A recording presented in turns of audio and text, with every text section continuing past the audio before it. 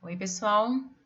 Esta aula de língua portuguesa, você deve abrir o seu livro na página 22, texto 2. Nós vamos falar agora sobre a resenha crítica, dentro de um espetáculo teatral, tá? Bom, o livro ele traz uma proposta que é uma peça de Bento Batuca, mostra a cultura brasileira de forma divertida e sem ensinamentos maçantes. Espetáculo infantil da Oficina da Alegria está em cartaz até 13 de maio. Isso foi uma notícia sobre um espetáculo que aconteceu em 2018. A autora dessa resenha é a Mônica Rodrigues da Costa. Ela diz o seguinte: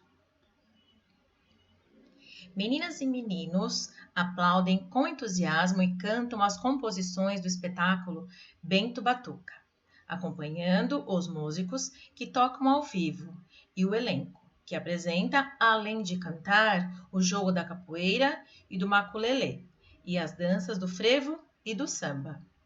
A encenação se vale desse repertório cultural para mostrar a trajetória de Bento, o garoto já nasceu batucando, dono de graça e ginga que ajudam a construir a autoestima do brasileiro e sua imagem mundo afora. O protagonista sai da casa dos pais ao descobrir que vai ganhar uma irmãzinha. Bento viaja pelo Brasil e aprende sobre heróis da cultura nacional, como Tia Ciata, Mestre Besouro, Mangagá e o guerreiro Maculelê. O menino fica orgulhoso dos avós africanos e gosta que a mãe lhes conte suas histórias. Uma amiga mágica, Naná, também ensina Bento a sabedoria ancestral. O espetáculo alterna diálogos com cenas musicais, que mostram a perícia do elenco. De forma divertida e sem ensinamentos maçantes, o público recorda o cancioneiro clássico e assiste a belas cenas de dança. Bom, essa crítica foi uma crítica positiva, então esse texto é uma resenha crítica, ou seja, conta um pouquinho de forma resumida sobre a história dessa peça teatral e faz uma avaliação, por isso que leva o nome de crítica, tá? Esse espetáculo foi avaliado como muito bom. A indicação da crítica é avaliada para a faixa etária de crianças a partir de 7 anos, tá? Aí no livro também tem disponível a página onde você pode acessar e ler mais um pouquinho, tá? Depois, logo abaixo, você vai ver alguns questionamentos que falam o seguinte: você já ouviu a palavra maçante antes? Em que situação? Que momento as pessoas falam, nossa, isso está muito maçante? O que será maçante? Você pode registrar as suas observações aí no próprio livro ou no seu caderno de língua portuguesa na parte inicial, tá? Como uma interpretação. E o que a autora quis dizer com a expressão ensinamentos maçantes? Para você refletir sobre isso. Em sua opinião, o que pode ser um ensinamento maçante? O que será que é cansativo, maçante, um ensinamento que não é muito legal? Depois, você vai partir, então, por dentro do texto. Converse com os colegas e com o professor, então você vai ler as perguntas e responder individualmente, também no seu caderno de língua portuguesa, parte inicial, leitura e interpretação. Você já tinha lido alguma resenha? Sabe qual é a sua finalidade?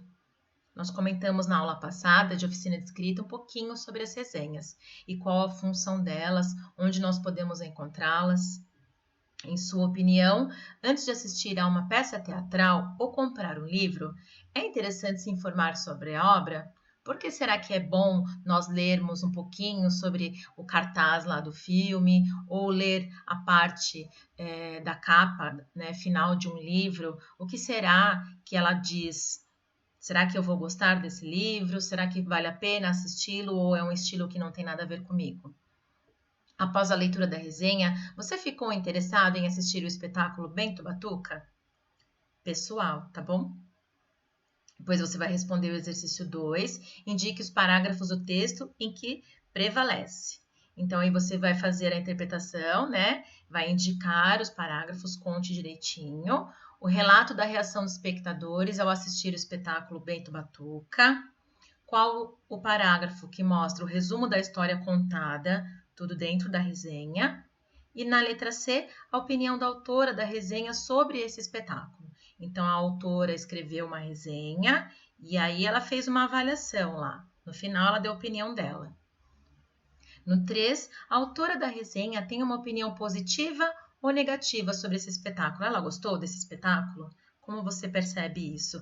Então, copie um trecho do texto que comprove essa sua resposta, né? Ela precisa concordar, combinar com o que você afirmou, tá bom? No final tem uma definição, um quadrinho verde que mostra a definição de uma resenha e o passo a passo, que normalmente uma resenha crítica contém, tá?